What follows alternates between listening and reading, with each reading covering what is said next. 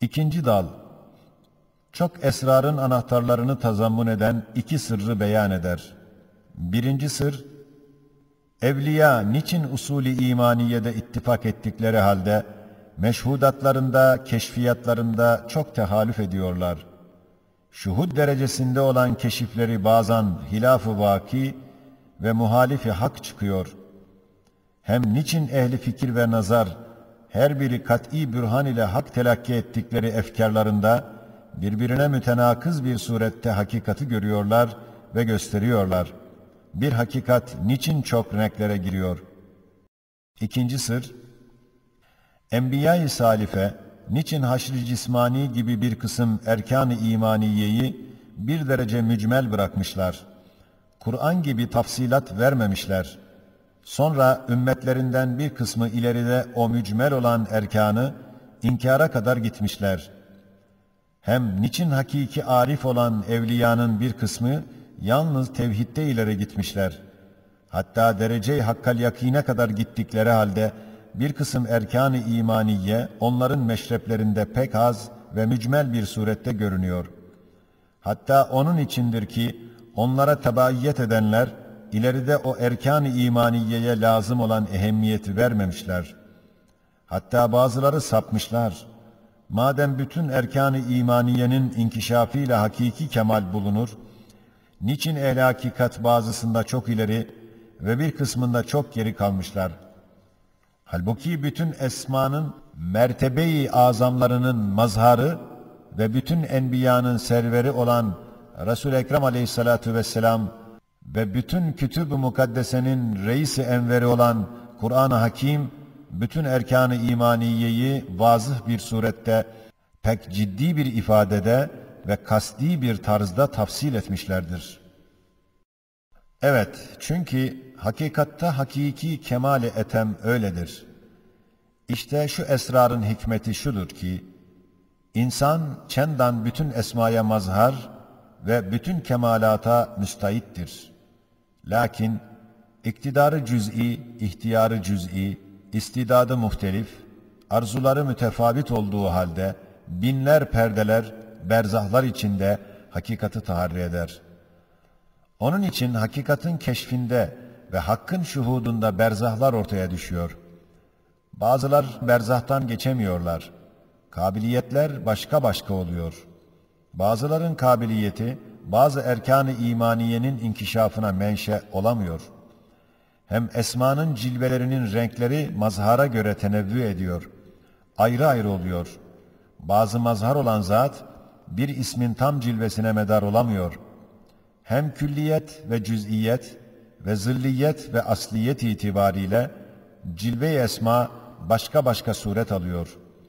Bazı istidat cüz'iyetten geçemiyor ve gölgeden çıkamıyor ve istidada göre bazen bir isim galip oluyor. Yalnız kendi hükmünü icra ediyor. O istidatta onun hükmü hükümran oluyor. İşte şu derin sırra ve şu geniş hikmete esrarlı, geniş ve hakikat ile bir derece karışık bir temsil ile bazı işaretler ederiz. Mesela, Zühre namıyla nakışlı bir çiçek ve kamera aşık hayatlı bir katre ve güneşe bakan saffetli bir reşhayı farz ediyoruz ki, her birisinin bir şuuru, bir kemali var ve o kemale bir iştiyakı bulunuyor. Şu üç şeyde çok hakikatlara işaret etmekle beraber, nefis ve akıl ve kalbin sülüklerine işaret eder ve üç tabaka ehli hakikata misaldir. Haşiye, her tabakada dahi üç taife var. Temsildeki üç misal, her tabakadaki o üç taifeye, belki 9 taifeye bakar. Yoksa 3 tabakaya değil. Birincisi, ehli fikir, ehli velayet, ehli nübüvvetin işaratıdır. İkincisi, cismani cihazat ile kemaline sây edip hakikate gidenleri ve nefsin tezkiyesiyle ve aklın istimaliyle mücadele etmekle hakikate gidenleri ve kalbin tasfiyesiyle ve iman ve teslimiyetle hakikate gidenlerin misalleridir. Üçüncüsü, enaniyeti bırakmayan ve asara dalan ve yalnız istidlaliyle hakikate giden ve ilim ve hikmetle ve akıl ve marifetle hakikati aramaya giden ve iman ve Kur'an ile fakr ve ubudiyetle hakikate çabuk giden ayrı ayrı istidatta bulunan üç taifenin hikmet-i ihtilaflarına işaret eden temsillerdir. İşte şu üç tabakanın terakkiyatındaki sırrı ve geniş hikmeti, Zühre, Katre, Reşha ünvanları altında bir temsil ile bir derece göstereceğiz. Mesela, güneşin kendi Halık'ının izniyle ve emriyle üç çeşit tecellisi ve inikası ve ifazası var. Birisi çiçeklere, birisi kamere ve seyyarelere, birisi şişe ve su gibi parlaklara verdiği ayrı ayrı inikaslarıdır. Birincisi üç tarzdadır. Biri külli ve umumi bir tecelli ve inikasıdır ki, bütün çiçeklere birden ifazasıdır.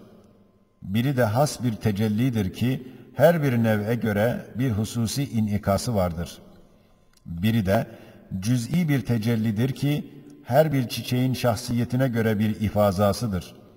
Şu temsilimiz o kavle göredir ki, çiçeklerin süslü renkleri, güneşin ziyasındaki 7 rengin istihale-i inikasiyesinden neşet ediyor.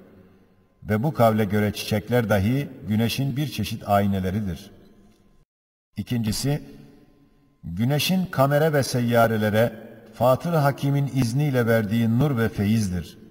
Şu külli ve geniş feyiz ve nurdan sonra kamer, o ziyanın gölgesi hükmünde olan nuru, güneşten külli bir surette istifade eder. Sonra hususi bir tarzda denizlere ve havaya ve parlak toprağa ve bir sureti cüz'iyede denizin kabarcıklarına ve toprağın şeffaflarına ve havanın zerrelerine ifade ve ifazasıdır.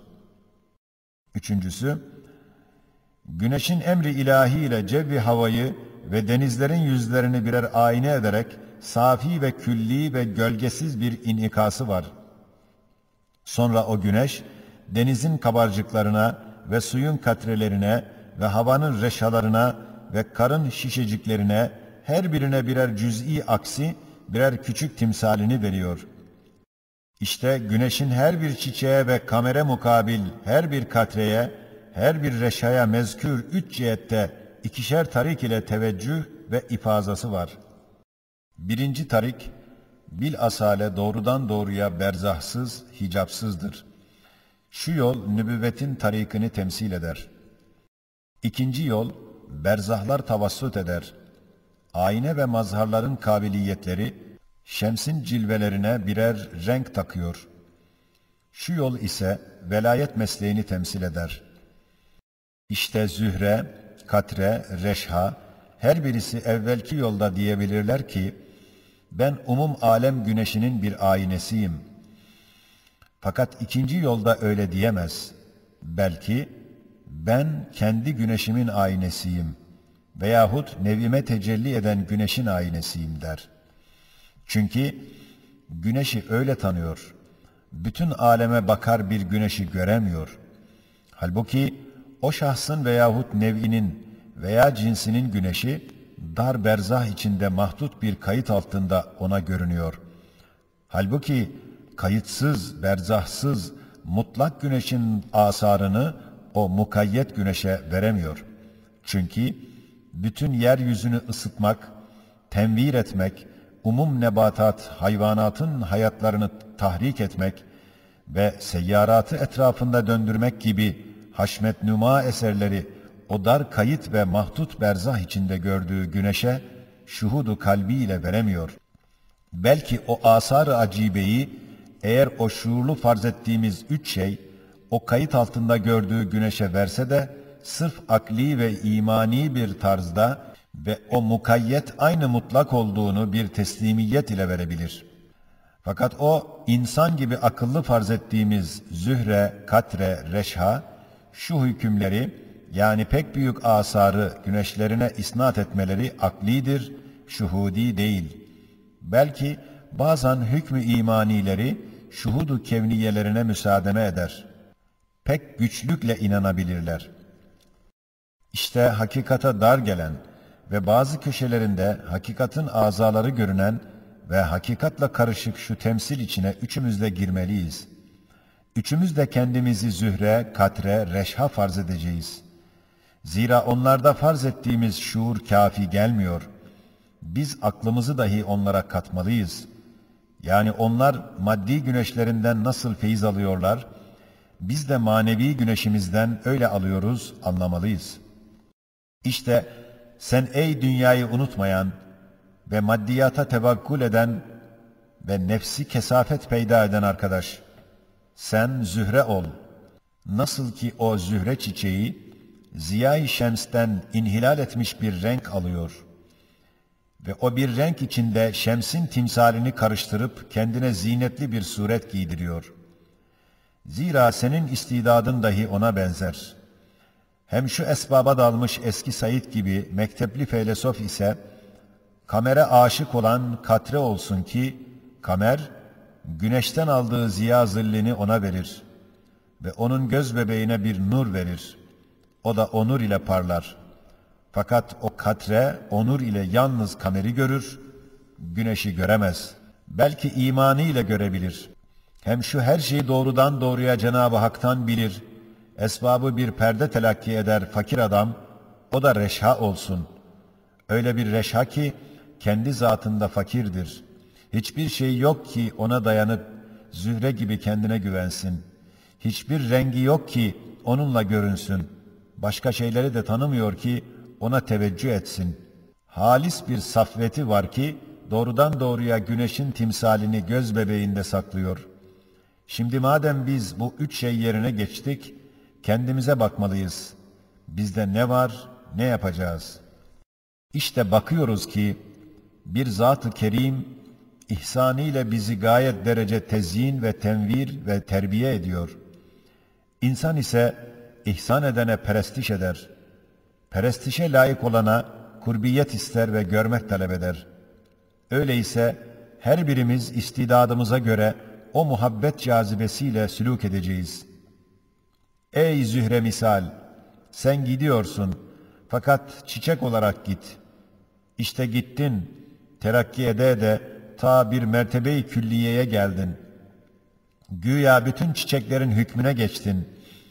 Halbuki zühre kesif bir aynedir. Onda ziyadaki renk inhilal ve inkisar eder. Şemsin aksini gizler.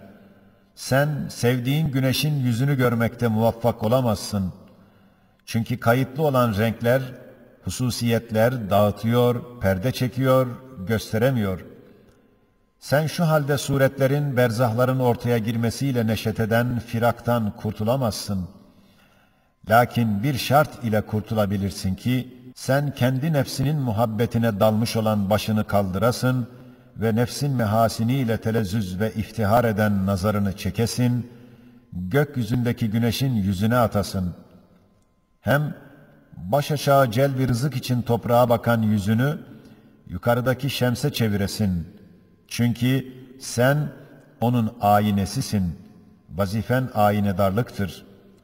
Bilsen bilmesen, hazine-i rahmet kapısı olan toprak tarafından senin rızkın gelecektir. Evet, nasıl bir çiçek, güneşin küçücük bir aynesidir. Şu koca güneş dahi gök denizinde, Şems-i Ezeli'nin Nur isminden tecelli eden bir lem'anın katre misal bir aynesidir. Ey kalbi insani! Sen nasıl bir güneşin aynesi olduğunu bundan bil. Bu şartı yaptıktan sonra kemalini bulursun. Fakat güneşi nefsül emirde nasıl ise öyle göremezsin. O hakikati çıplak anlamazsın. Belki senin sıfatlarının renkleri ona bir renk verir ve kesafetli dürbinin bir suret takar ve kayıtlı kabiliyetin bir kayıt altına alır. Şimdi sen dahi ey katre içine giren hakim feylesof, senin katre-i fikrin dürbiniyle, felsefenin merdiveniyle ta kamere kadar terakki ettin. Kamere girdin. Bak, kamer kendi zatında kesafetli, zulümatlıdır. Ne ziyası var, ne hayatı. Senin sayin beyhude, ilmin faydasız gitti. Sen ye'sin zulümatından ve kimsesizliğin vahşetinden ve ervah-ı habisenin izacatından ve o vahşetin dehşetinden şu şartlar ile kurtulabilirsin ki, tabiat gecesini terk edip hakikat güneşine teveccüh etsen, ve yakinen inansan ki şu gece nurları gündüz güneşinin ışıklarının gölgeleridir. Bu şartı yaptıktan sonra sen kemalini bulursun. Fakir ve karanlıklı kamer yerine haşmetli güneşi bulursun. Fakat sen dahi öteki arkadaşın gibi güneşi safi göremezsin. Belki senin aklın ve felsefen ünsiyet ve ülfet ettikleri perdeler arkasında ve ilim ve hikmetin nescettiği hicapların halfinde ve kabiliyetin verdiği bir renk içinde görebilirsin. İşte reşhamisal üçüncü arkadaşınız ki hem fakirdir hem renksizdir. Güneşin hararetiyle çabuk tabahhur eder, enaniyetini bırakır, buhara biner, havaya çıkar. İçindeki madde-i kesife, nar-ı aşk ile ateş alır, ziya ile nura döner. O ziyanın cilvelerinden gelen bir şuaa yapışır, yanaşır. Ey reşhamisal! Madem doğrudan doğruya güneşe aynidarlık ediyorsun, sen hangi mertebede bulunsan bulun, aynı şemse karşı aynel yakîn bir tarzda, safi bakılacak bir delik bir pencere bulursun. Hem o şemsin asar-ı acibesini ona vermekte müşkilat çekmeyeceksin. Ona layık haşmetli evsafını tereddütsüz verebilirsin. Saltanat-ı zatiyesinin dehşetli asarını ona vermekte hiçbir şey senin elinden tutup ondan vazgeçiremez. Seni ne berzahların darlığı, ne kabiliyetlerin kaydı, ne aynelerin küçüklüğü seni şaşırtmaz. Hilaf-ı hakikate sevk etmez. Çünkü sen safi, halis, doğrudan doğruya ona baktığın için anlamışsın ki mazharlarda görünen ve aynelerde müşahede olunan güneş değil, belki bir nevi cilveleridir, bir çeşit renkli akisleridir. Çendan o akisler onun unvanlarıdır, fakat bütün asar-ı haşmetini gösteremiyorlar. İşte şu hakikatle karışık temsilde böyle başka başka üç tarik ile kemale gidilir. Ve o kemalatın mezayasında ve mertebe-i şuhudun tafsilatında başka başkadırlar.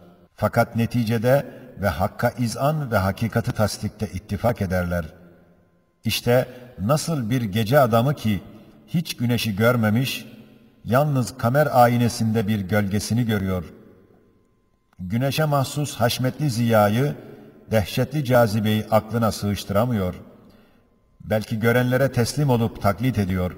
Öyle de Veraset-i Ahmediye aleyhissalatu vesselam ile Kadir ve Muhyi gibi isimlerin mertebe-i uzmasına yetişmeyen Haşr-ı Azam'ı ve Kıyamet-i Kübra'yı taklidi olarak kabul eder. Akli bir mesele değildir der. Çünkü hakikat-ı haşir ve kıyamet, ismi azamın ve bazı esmanın derece-i azamının mazharıdır. Kimin nazarı oraya çıkmazsa taklide mecburdur. Kimin fikri oraya girse, haşir ve kıyameti gece gündüz, kış ve bahar derecesinde kolay görür, itminanı kalp ile kabul eder. İşte şu sırdandır ki, haşir ve kıyameti en azam mertebede, en ekmel tafsilatla Kur'an zikrediyor ve İsmi Azam'ın mazharı olan Peygamberimiz Aleyhisselatü Vesselam ders veriyor ve eski peygamberler ise hikmet-i irşadın iktizası ile bir derece basit ve iptidai bir halde olan ümmetlerine haşri en azam bir derecede en geniş bir tafsilatla ders vermemişler. Hem şu sırdandır ki bir kısım ehli velayet bazı erkan-ı imaniyeyi mertebe-i uzmasında görmemişler veya gösterememişler. Hem şu sırdandır ki marifetullah'ta derecat-ı arifin çok tefavüt ediyor. Daha bunlar gibi çok esrar şu hakikattan inkişaf eder. Şimdi şu temsil hem bir derece hakikati ihsas ettiğinden hem hakikat çok geniş ve çok derin olduğundan biz dahi temsil ile iktifa ediyoruz. Haddimizin ve takatimizin fevkinde olan esrara girişmeyeceğiz.